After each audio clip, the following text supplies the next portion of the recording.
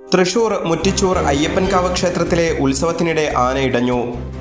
ഇന്ന് വൈകിട്ട് എഴുന്നള്ളിപ്പിനിടെയായിരുന്നു സംഭവം. പഞ്ചവാദ്യം നടക്കുന്നതിനിടെ ദേവസ്വത്തിന്റെ ആനയെ സമീപത്തുണ്ടായിരുന്ന മറ്റൊരാന കുത്തുകയായിരുന്നുവെന്ന് ദൃക്സാക്ഷികൾ പറഞ്ഞു.